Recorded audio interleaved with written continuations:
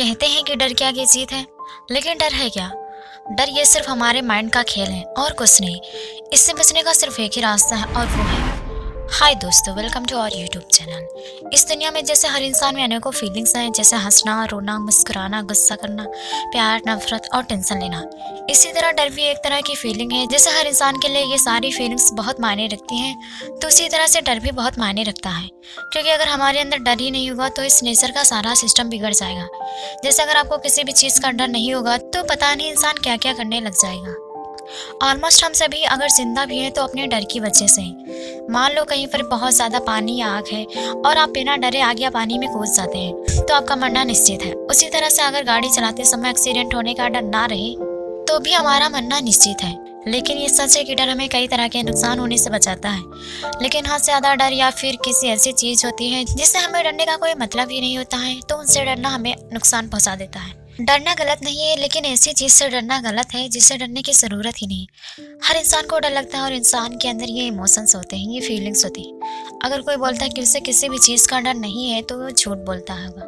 डर सबको लगता है, लेकिन कुछ लोग इससे निपटने के सही तरीके अपना लेते हैं जिससे वे जीवन के अनेकों डर को पीछे छोड़ जाते हैं। डर एक ऐसी चीज़ है जो हमें आगे बढ़ने से रोकती है।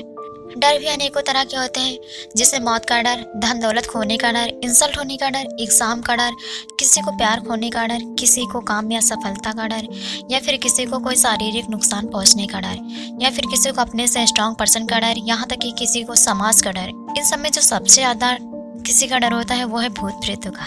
क्या आपको पता है ये सब डर आपको कितने हद तक नुकसान पहुंचा देते हैं? इससे इंसान डिप्रेशन में चला जाता है। बार बार नेगेटिव थॉट्स आने से उसका सेल्फ कॉन्फिडेंस भी कम हो जाता है। डर की वजह से अक्सर इंसान झूठ भी बोलने लगता है और लाइफ में आगे नहीं बढ़ पाता है। इवन लोगों में टैलेंट तो होता है, लेकिन वो डर की वजह से उसको छुपा लेते हैं। उनके मन में सुसाइड जैसे बुरे थॉट्स भी आने लगते हैं। कभी कभी इसकी वजह से कई लोग सुसाइड भी कर लेते हैं।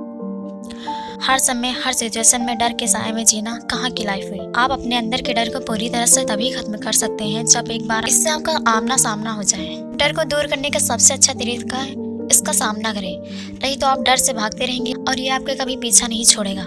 कभी कभी जब हम गलत काम करते हैं तो भी उसका डर हमारे मन में बैठ जाता है। इसलिए अगर आप कोई भी गलत काम नहीं करोगे तो उसका डर पैदा ही नहीं होगा।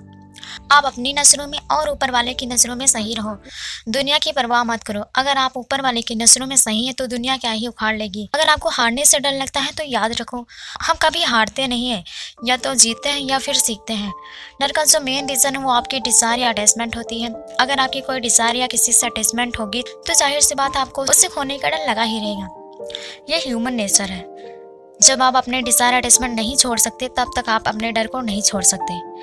डर से अगर छुटकारा पाना ही है तो सबसे बेस्ट रूल है जो होगा देखा जाएगा, क्योंकि डरने से जो होने वाला है वो रुक नहीं जाएगा बल्कि होकर ही रहेगा।